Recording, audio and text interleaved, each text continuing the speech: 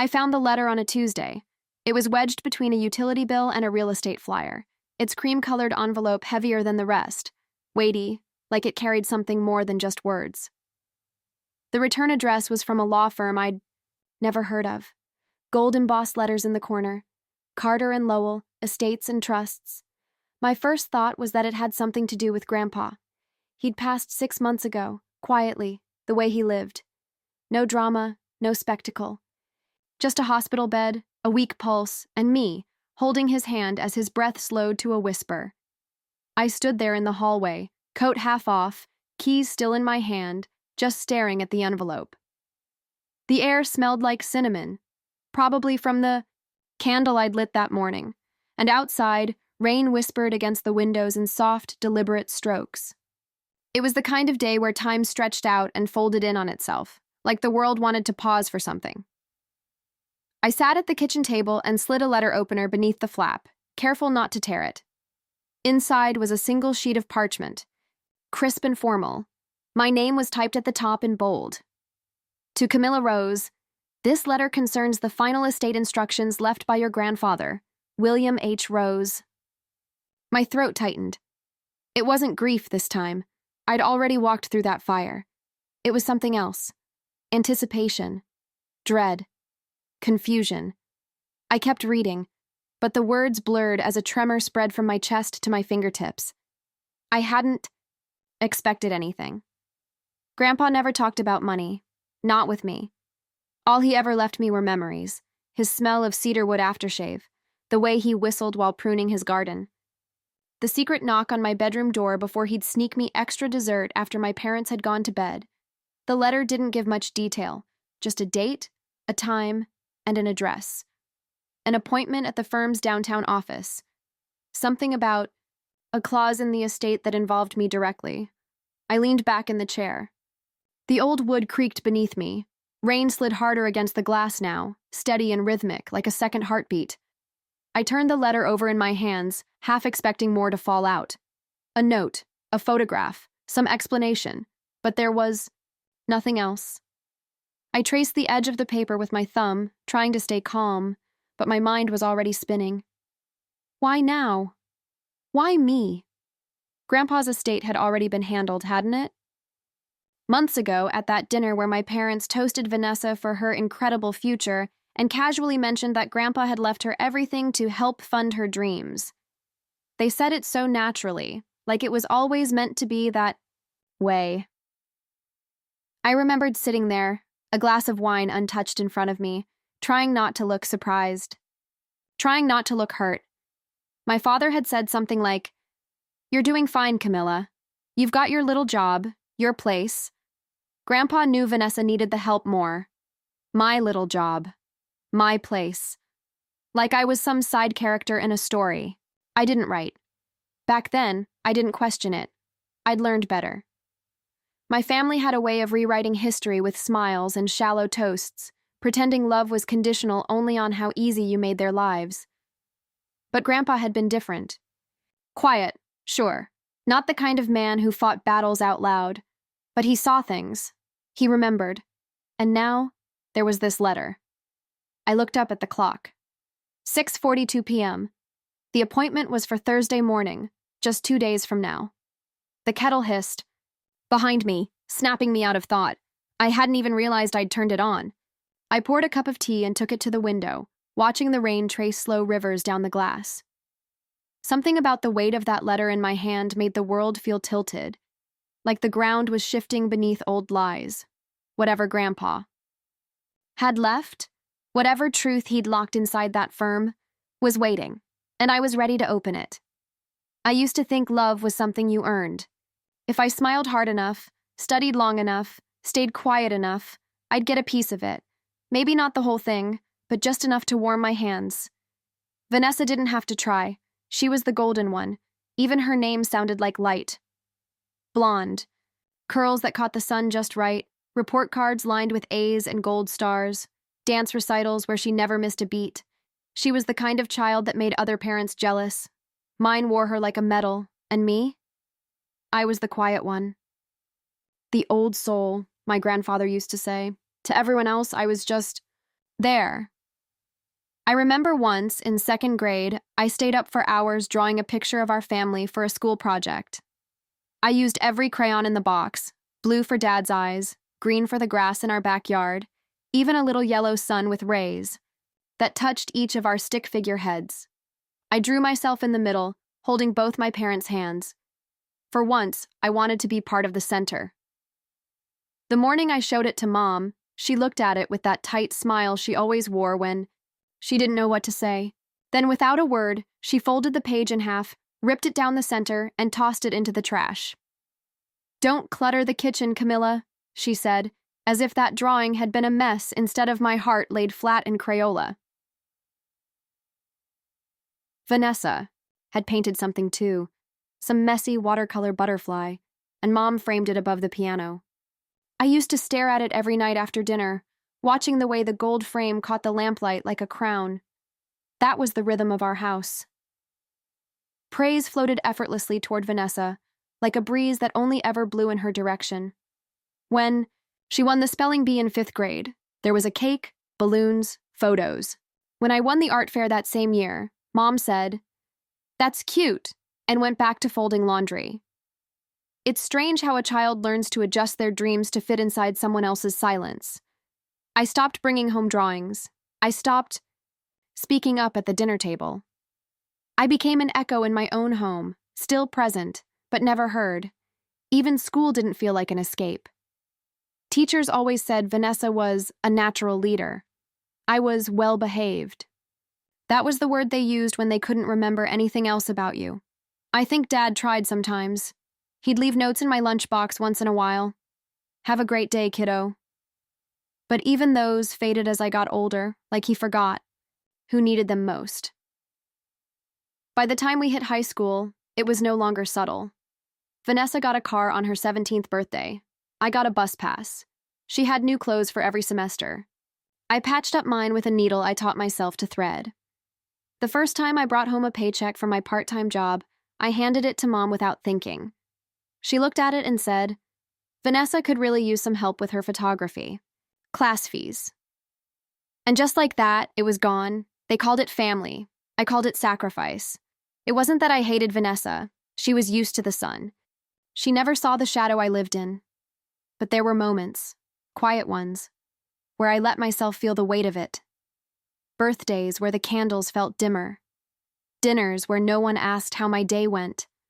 Long nights where I'd sit on the floor of my room, tracing the frayed edge of that torn drawing I'd secretly pulled from the trash. Half of it was missing, the half where I held their hands. I kept it folded in a shoebox under my bed for years. A reminder, maybe. That some things tear easily, but I never threw it away, because even when they made me feel invisible, part of me still believed I was meant to be seen. Grandpa never said much, but when he did, it stuck. He had the kind of voice that didn't need to be loud to be heard. Deep, steady, always thoughtful.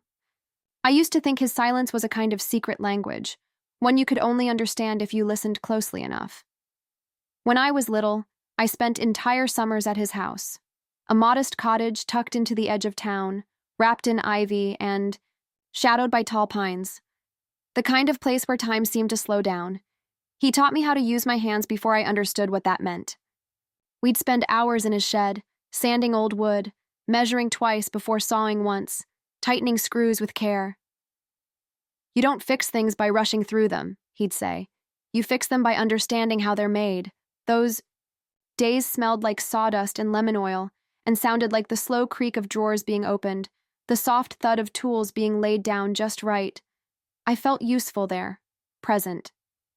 He never tried to make me louder, never told me to be more like Vanessa. Instead, he'd hand me a piece of wood and say, "Let's see what's inside this one." We played chess every Sunday afternoon, rain or shine. He had an old board that looked like it had survived a war. Its corners chipped, the black squares faded to gray. But he loved it, said it taught patience, discipline, how to think ahead and protect your queen. On my 10th birthday, he gave me a pawn. Just a pawn. But he'd carved it himself, smooth and weighty, with tiny grooves along its head like a crown. "Even pawns change the game," he told me. Sometimes the smallest piece holds the most power. That pawn sits on my desk now, right next to the window. The light catches the grooves just right in the morning. We had other rituals too.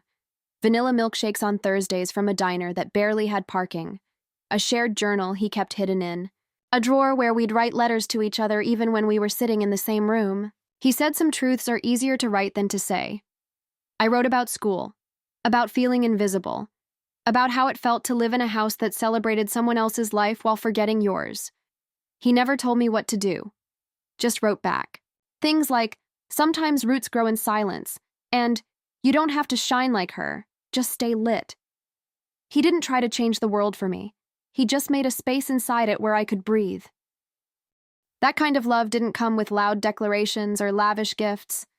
It came with a chessboard between us, a glass of milkshake sweating on the counter, the sound of a whittling knife against cedar. It was quiet love, steady love, the kind that builds you slowly, and in a family that never made room for me, he carved out a place that was mine. It was 2 weeks after the funeral when my parents invited everyone over for dinner. The kind of invitation that came with a passive-aggressive smile and a subject line that read, "Family time," like we were all expected to pretend things hadn't shifted. The dining room looked exactly as it always had. Polished mahogany table, stiff-backed chairs, the chandelier flickering too bright. But something in the air felt off. Tighter. Like the house itself was holding its breath. I brought a bottle of wine. Vanessa brought her new boyfriend. My mother kissed both our cheeks, hers lingering on Vanessa's just a second longer. She was glowing as usual. Fresh blowout, silk blouse, the scent of something expensive trailing behind her like proof of success. Dinner was a blur of polite conversation, mismatched laughter, the sound of cutlery against fine china. My father made a toast halfway through, half-hearted, forgettable, and then cleared his throat. "That brings us to some family business," he said, glancing down at the cloth napkin in his lap. My chest tightened. "We wanted to let everyone know that your grandfather's estate has been settled," he continued, still not looking at me. "He left behind a generous sum, $500,000.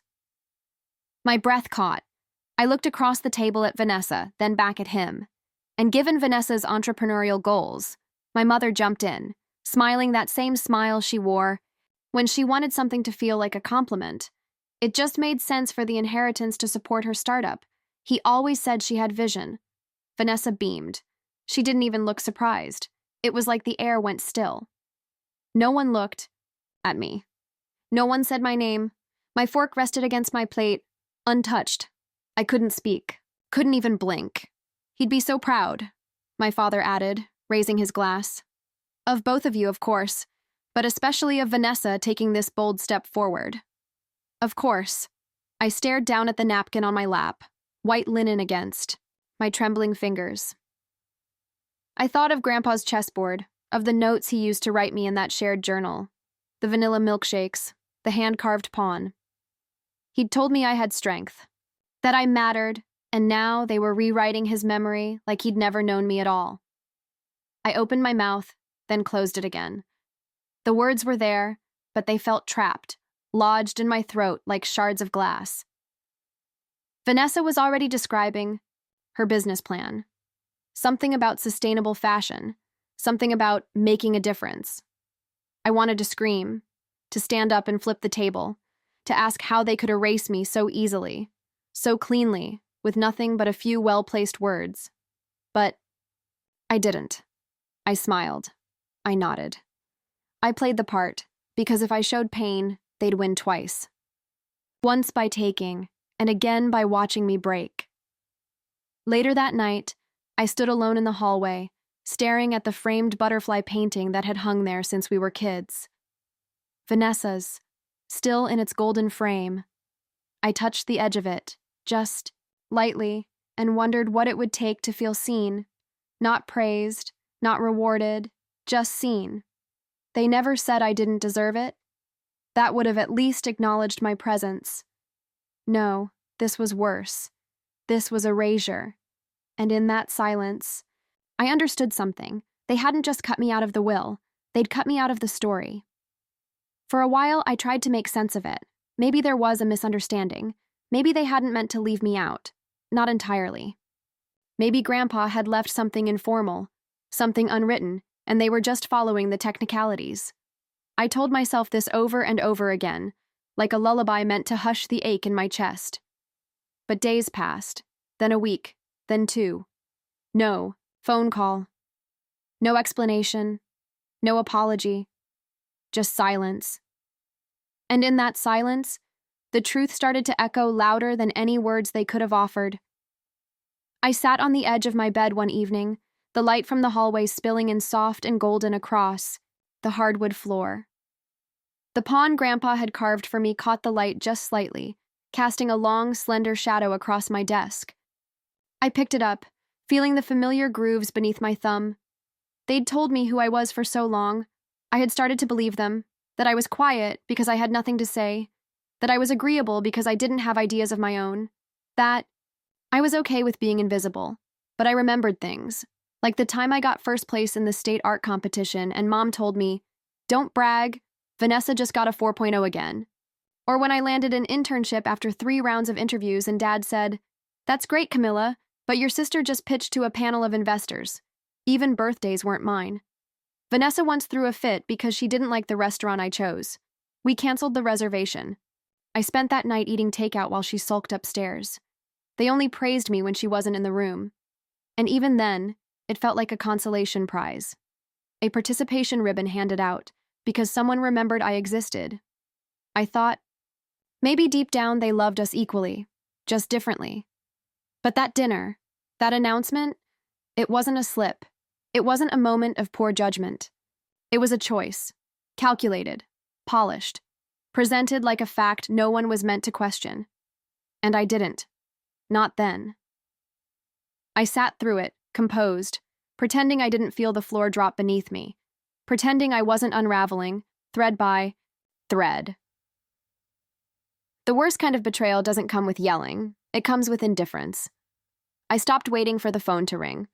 I stopped checking for messages that never came. Instead, I opened the old journal Grandpa and I used to write in. I flipped to the first page he ever filled, his writing slightly crooked, ink pressed deep into the paper. "The world may overlook you, Camila, but I won't." His words felt warmer than anything my parents had ever said.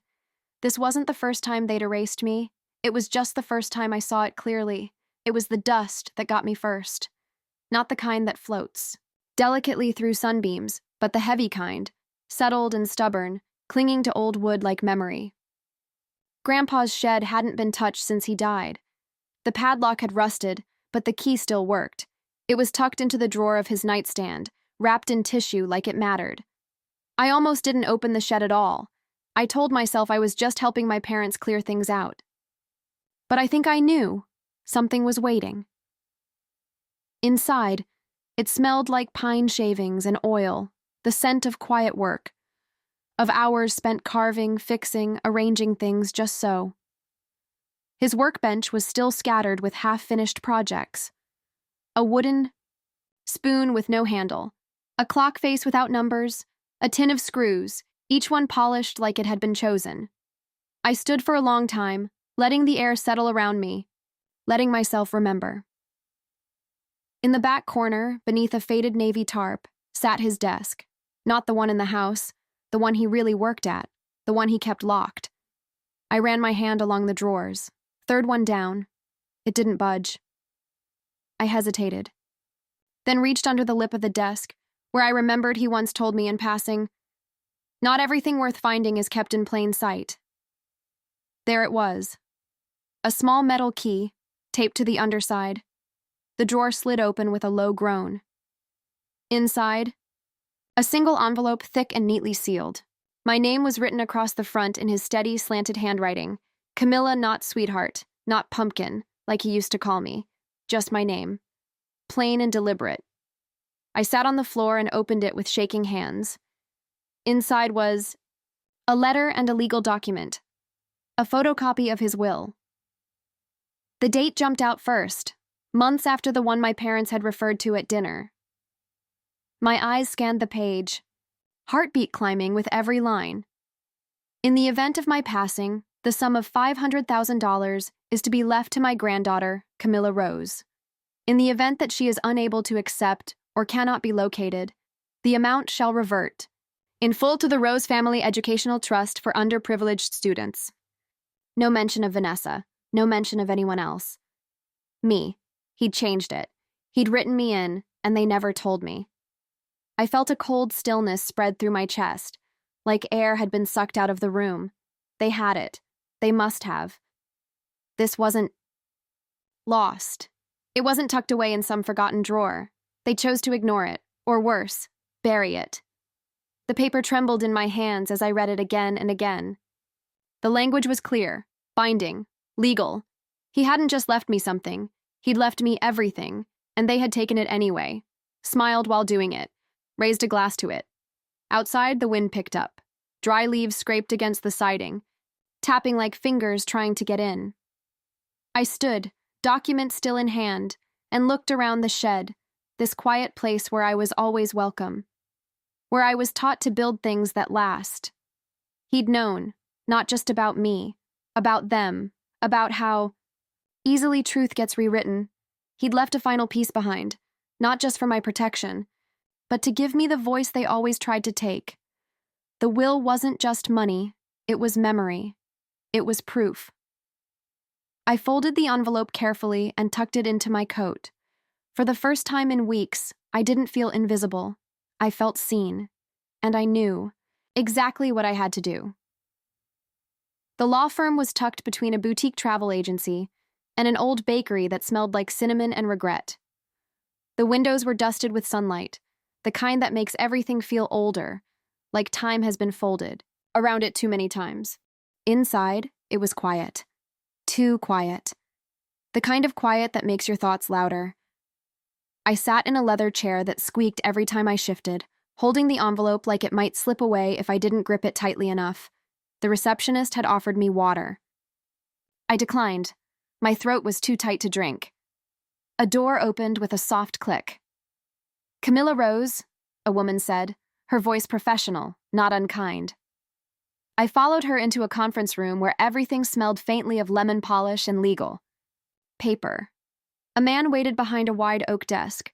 Gray suit, rimless glasses, calm eyes that had seen too many families undo each other across this very table. I handed him the envelope, sat down, waited. He read in silence, the kind of silence that stretches seconds into miles. When he finally looked up, he said, "This document is legitimate. It supersedes any prior versions of the will." I blinked. "So, it's binding?" Nodded once. "Legally, yes. If this was withheld from you, there are grounds to contest the estate's distribution. We can file a petition to reopen proceedings." I didn't move, didn't speak, just let the words hang there. He watched me closely. "You'd be well within your rights, Ms. Rose." But what were rights when the people they defended didn't believe you deserved them? It wasn't the money. Not really. It was that they'd looked at me and decided I didn't matter, that I was forgettable, erasable. I turned the envelope over in my lap. The seal had been carefully sliced, the edges neat. Grandpa always did things with intention. The lawyer kept talking about proceedings, hearings, timelines, but his voice faded into a low hum. All I could think about was a photo I'd seen once, buried in a cardboard box shoved under the stairs, in my parents' house. I'd found it by accident during a spring cleaning frenzy. Me and Grandpa standing on a rocky beach, both of us barefoot and grinning, salt in our hair, sand on our knees. I couldn't have been more than 6. He lifted me up right after the picture was taken, told me I was small but fierce, like the sea. I remembered asking my mom if we could frame it. She glanced at it, shrugged, and said, "It's blurry." I tucked it back into the box. It's probably still there, forgotten, just like me. Except, I wasn't forgotten to him. It wasn't just paper. It was a reckoning, a declaration. You matter. I saw you. I chose you. The lawyer paused, waiting for a response. I sat up straighter. Let's move forward. His expression didn't change, but something softened around the edges. As I signed the paperwork, my hands steady now, I felt the weight of every unspoken thing I'd ever swallowed. Every time they told me I was enough only in her shadow. Every time they chose not to see me. This wasn't revenge, it was remembrance and justice. The quiet kind, the kind that didn't demand applause. Only truth. Outside, the wind had picked up. I stood on the steps of the building and let it move through me, clean and sharp. I wasn't afraid anymore. The storm had been beneath the surface all along, and now it had found its name. The first call came from my mother. Her voice was tight, with panic, coated in a kind of tremble I'd never heard from her. Not when I broke my arm at 7, not even when Grandpa passed. "Camila, what are you doing?"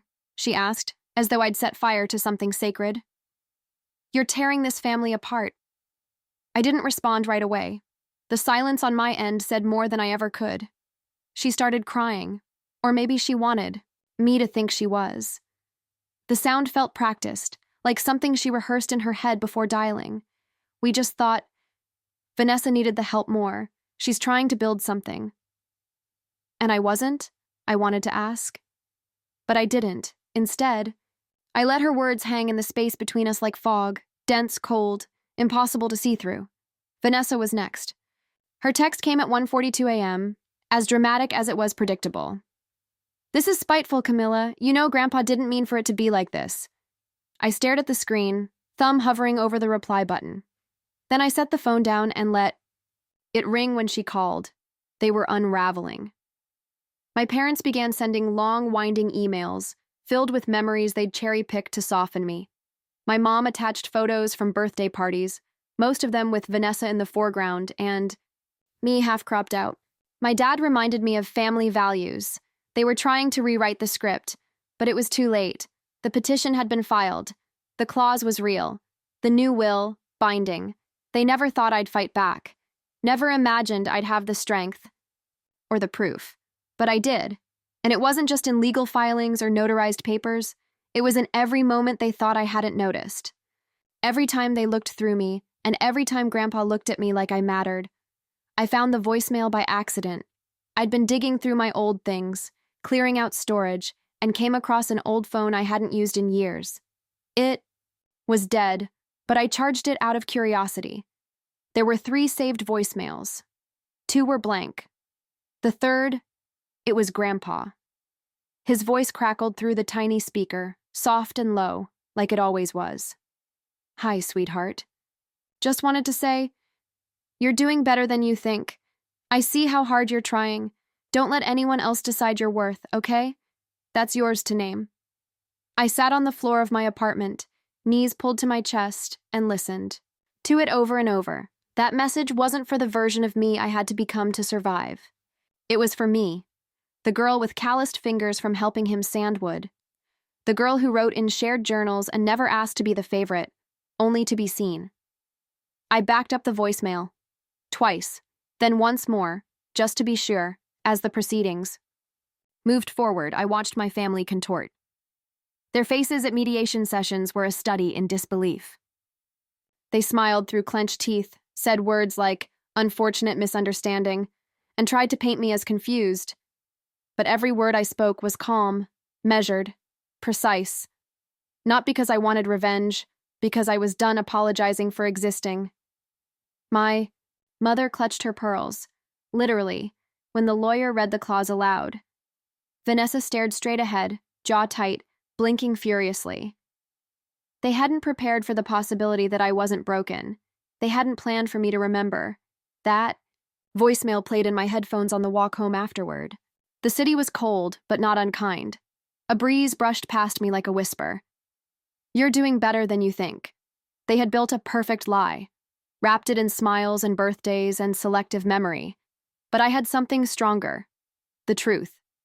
And for the first time in my life, I held it like a torch.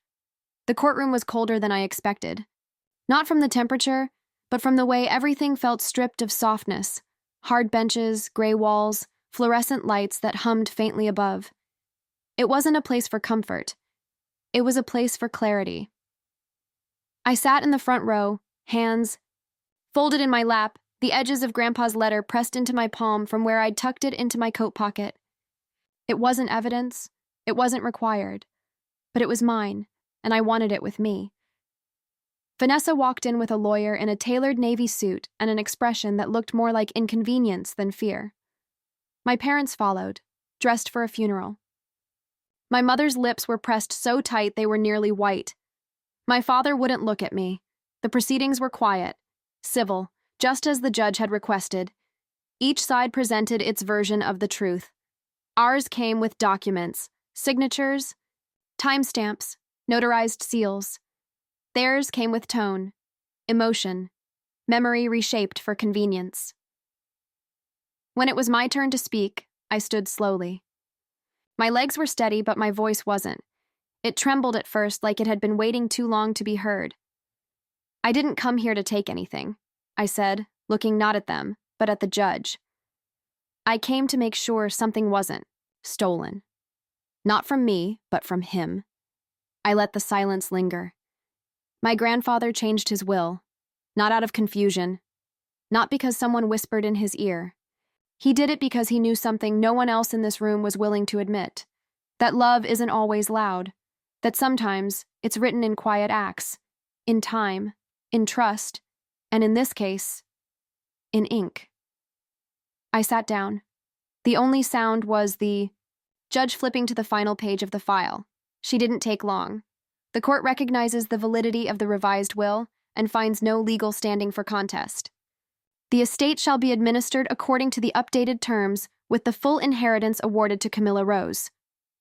Vanessa stood so fast her chair scraped across the floor. She didn't say a word, just stormed out, heels hitting tile like gunshots. My mother blinked slowly, her eyes glassy, but dry. My father's jaw tightened, but still he didn't speak. I didn't look for their reactions. I wasn't there for them. I turned to the judge, met her eyes, and said, "Thank you." Then I gathered my things and walked out. No rush, no dramatics, no backward glance. Outside, the sky was overcast, but there was a stillness to it, the kind that comes after a storm, when the air feels washed clean. I stood for a moment on the courthouse steps, breathing it in.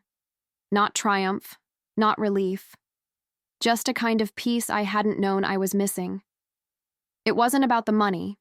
It never was. It was about standing in the place they swore I didn't belong and being told finally I did. Justice isn't loud. It doesn't scream. It doesn't humiliate. It simply arrives, like a tide, quiet and sure, washing away the story they tried to write over me. I didn't win.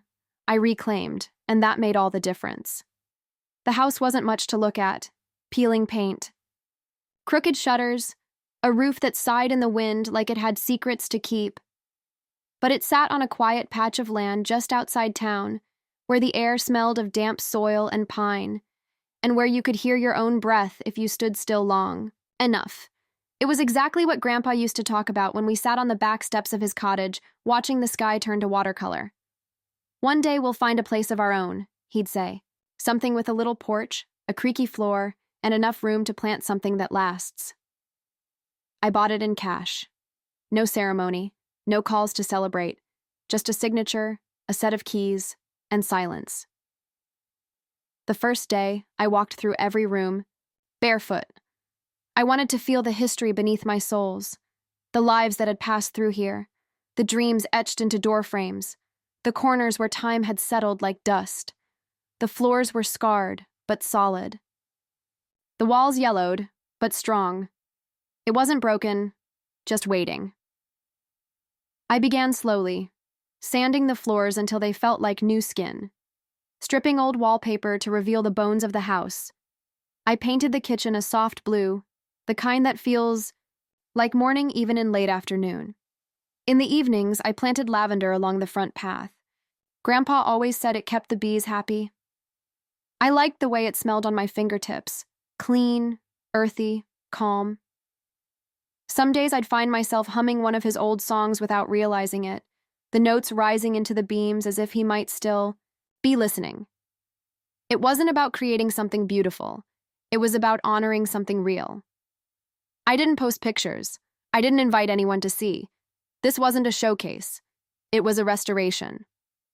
One evening, after I'd finished sealing the hallway trim, I unpacked the last of the boxes. Inside, wrapped in flannel, was the carved chess piece, his pawn, the same one he'd given me on my 10th birthday. I stood in the middle of the living room, now warm with fresh paint and the soft hum of a radio in the background, and placed it carefully on the new mantel, centered, visible. The sun had started to set outside, casting a golden hue across the room. It hit the edges of the chess piece just right, making it glow like something sacred. I stepped back and just looked at it, not as a relic, but as proof that I could build something from the splinters, that what they tried to erase had roots too, deep to kill. This wasn't revenge. This was home. And every nail I drove, every brushstroke I laid, every board I lifted, it all whispered the same thing Grandpa used to tell me when the world felt too heavy. You're doing better than you think. I found the letters in a box I almost didn't open. It was one of the last things I'd brought over from storage, heavy, unmarked, covered in dust. I'd set it in the corner of the new house, meaning to sort through it later, maybe never. But that night something nudged me. Maybe it was the wind outside pressing against the windows, or the way the house felt too quiet, like it was waiting. I sat on the floor, legs crossed beneath me, and lifted the lid. Inside were stacks of papers, old receipts, faded photographs, a few of Grandpa's journals I'd already read cover to cover. At the bottom, bundled together with a brittle string, was a collection of envelopes.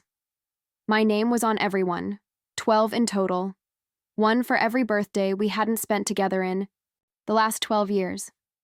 I held the first in my hands for a long time before opening it. The paper was worn, folded with care, the ink slightly smudged as though he'd held the pen too tightly. Dear Camila, happy birthday, sweetheart. I miss you today. I hope someone remembered to buy you lemon cake. It was always your favorite. I'm proud of you, even if they don't say it enough.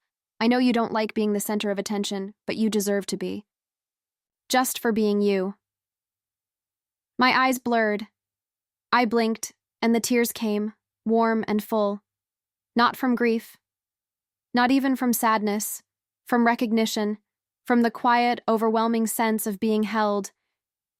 I opened the next one, then the next. Each letter was its own kind of balm. Some short, some pages long. He told me about his garden, about the birds that visited his windowsill, about how much he loved our Sunday chess games and the sound of my laugh, but woven through every word was something deeper. You are seen, even when they pretend you're not. Some people love loud. Some love quiet. Mine's the kind that stays. They may forget to call, but I never forget your voice. I read them slowly, letting each sentence settle. I didn't rush. Didn't skim. I wanted the weight of his words to sink into my bones, because they weren't just letters. They were reminders, anchors, proof that someone, somewhere, had remembered me exactly as I was. No edits, no conditions. I sat with those letters long, into the night. The house hummed around me, soft and low, like it understood. Outside, the wind had quieted. The air was still, and for the first time in years, so was I. The cemetery was quiet. Not the eerie kind of quiet, but the kind that feels earned, like the world itself was bowing its head in stillness. The grass was overgrown in places, wildflowers, sprouting where no one had planned, and the wind moved gently through the trees like it had nowhere else to be. I found his grave easily. I always did. The headstone was simple, just like he would have wanted. William H. Rose, builder, listener, grandfather. No Bible verses, no grand epitaphs, just the truth. I stood there for a while without speaking, just breathing. I didn't come with speeches or apologies. I didn't come to mourn. I came to thank him.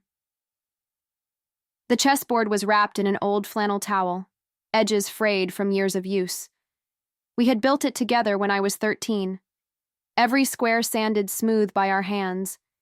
Each piece carved one summer, weekend at a time, sitting on his back porch with lemonade sweating in glass jars and jazz humming low from the radio. I knelt and set it down gently against the base of the stone. Checkmate, I whispered. It wasn't about winning. Not in the way they understood it. They had measured my worth in silence, in smallness, in what I didn't fight for. They'd bet on me disappearing quietly, unfolding, like I always had. But Grandpa never played by their rules, and he taught me not to either. The final move wasn't legal, it wasn't financial. It was standing here, whole, unbroken, seen. The girl who used to whisper into journals now stood with a steady voice. The girl they'd pushed aside had built something of her own, out of old wood and lavender and the letters of a man who never stopped believing in her. I placed my hand on the top of the stone. It was warm from the sun.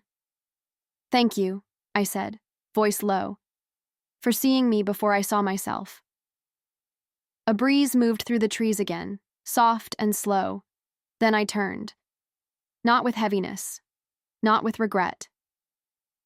I walked away, not as the forgotten daughter or the quiet pawn in someone else's game, but as the woman who rewrote the board.